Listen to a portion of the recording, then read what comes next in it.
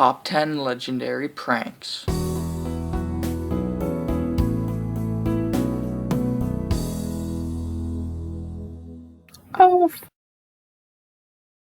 Number 10. If I could put a prankster in a bottle.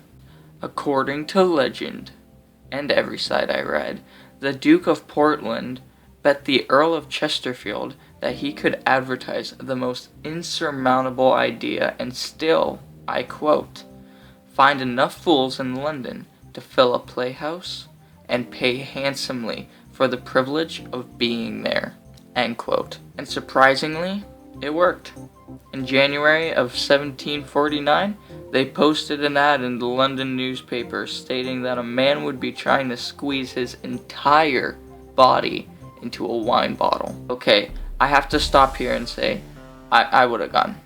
Just because, what if someone was dumb enough to try, right? But then I'd just be dumb for going. The ad also promised, I quote, during his stay in the bottle, any person may handle it and see plainly that it does not exceed a common tavern bottle, end quote. They also promised other tricks like communicating with the dead. The night of the show, with literally every seat filled, as expected, no one came with a bottle, no one spoke to the dead, and so the audience rioted. But really, the joke was on them. Number 9. Big Digital Ben. In 1980, BBC News announced that Big Ben would be catching up to the trends and would become digital. That's right, many were upset and in an uproar over the news. But not only was Big Ben going digital, they would be giving the hands away to the first 4 people who called in.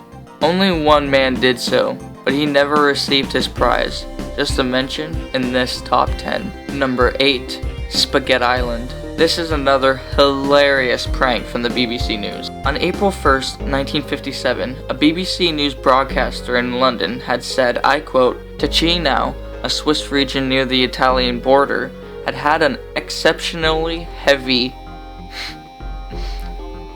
spaghetti crop this year, end quote. After they made this claim, the footage cut to people pulling spaghetti off the trees, out of bushes, and then sitting down and eating it. Definitely the real deal. I don't know how some of these people got tricked. And if you think about it, this is the news. Imagine how many people got tricked. Number 7. Extra, extra, read all about it. The Shamish Armada. This would be the very first newspaper, if not for it being just a complete prank. In 1794, Scottish political writer George Chalmers thought he had made a discovery of a lifetime. He had supposedly discovered the world's first newspaper printed, apparently recapping what happened during the Spanish Armada in 1588. Chalmers brought it to Thomas Birch at the British Museum, where he said, I quote, it may gratify our national pride to be told that mankind are indebted to the wisdom of Elizabeth and the prudence of Burleigh for the newspaper. It was then kept in the British Museum until 1839, a whole 43 years before Thomas Watts finally discovered the original English Mercury from Thomas Birch and was able to piece together that this was obviously a prank put together by the 2nd Earl of Hardwicke, Philip York, and his friend Thomas Birch, and possibly even Philip's brother Charles. An entire 150 years after the Spanish Armada, might I add.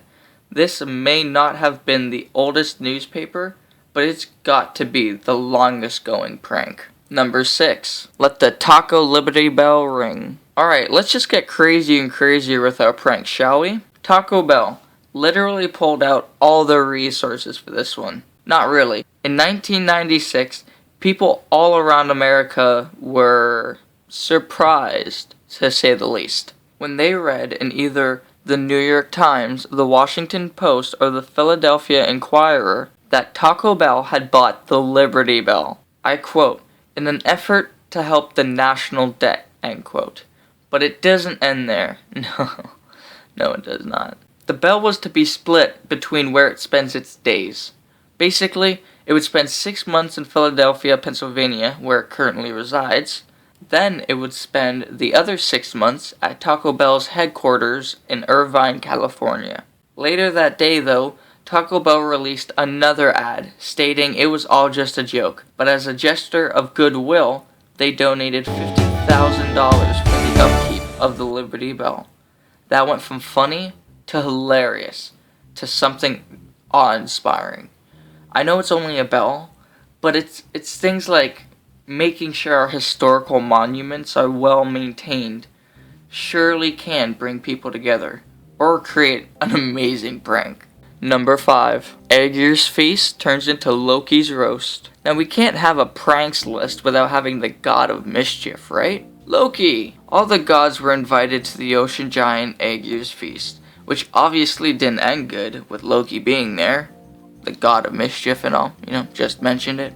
Loki didn't like that Aegir had such wonderful and respectful servants, Fimafang and Eldir. They were not treated like slaves, but not like royalty either.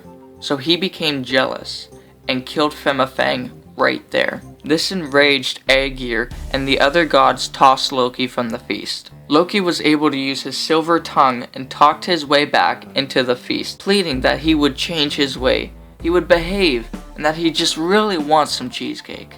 Now everything was fine, and nothing bad ever happened again. The end. Nah, I'm just kidding.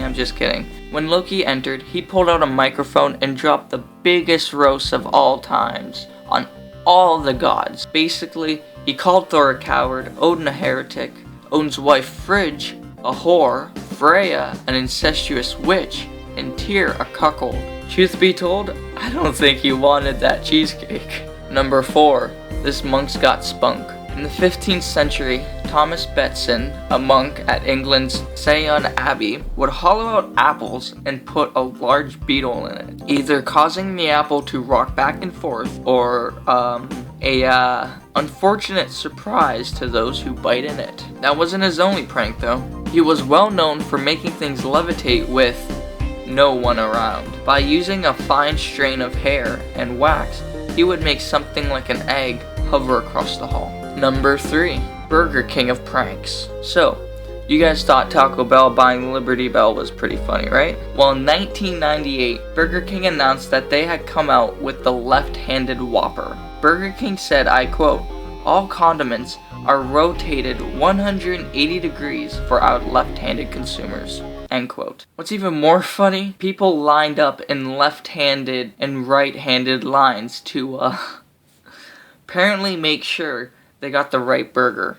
Don't worry, the next day, Burger King let everyone know that a circle fits in both hands. Number 2. 2 pranks for the price of 1 head. I actually didn't know this until I made this list, but did you know Thor's hammer itself is a prank? That's right, the powerful Mjolnir is a prank, kind of. Loki made a bet with 2 dwarf brothers, Broker and Eitri, that they couldn't make anything as spectacular as the Sons of Ivaldi, and he even bet his head on it, because knowing Loki, he's a cocky bastard. The Sons of Ivaldi are a group of dwarves that created Skidblanir, Freya's ship, and Gungnir, Odin's spear. So the brothers took the deal and got to work to create the greatest weapon they could. When Loki realized that they might actually pull this off, he turned into a fly and began biting and pestering the 2 brothers. When that didn't work, Loki bit one of them in the eye, causing the handle to fall and break in half. When they presented Mjolnir,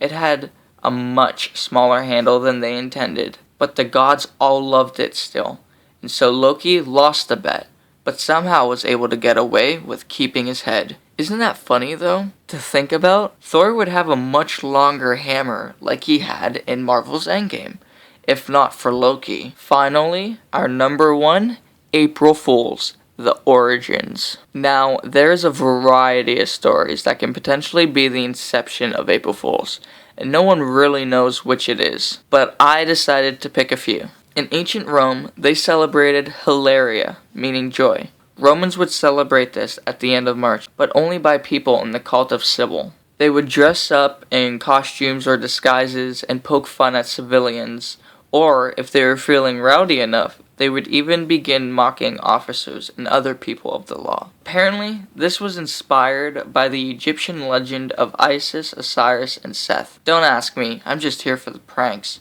This one is pretty cool. History.com says, I quote, "Some people believe April Fool's Day is connected to the vernal equinox, or the first day of spring in the northern hemisphere, when Mother Nature fooled people with changing, unpredictable weather." End quote. Lastly, in Scotland, it was a 2-day event. The first day is known as Hunting the Gawk. For those who don't know, like me before I made this list, gawk is a word for cuckoo bird and a symbol for fools. This is where you would tell someone to go buy the dumbest thing, and they have to do it, no matter how dumb it is. The last day is known as Tally Day, where you play pranks on people, but it can only be stuff like kick me signs on their butt, or you put a whoopee cushion under their chair. For some reason, you can only prank the person's ass. Wow, people really are geniuses in different ways, right guys? My favorite prank is most definitely the left-handed whopper. That got me so hard making this list. Which was your guys' favorite pranks? Let me know in the comments down below, and also, comment down below what your best prank is, and maybe I'll make a top 10 using your guys' comments. Don't forget to hit that like button, and if you enjoyed, comment down below if you want a part 2, or comment a different top 10 topic, and hit that subscribe and bell button to stay up to date with our content. Until next video, or podcast everybody, peace out.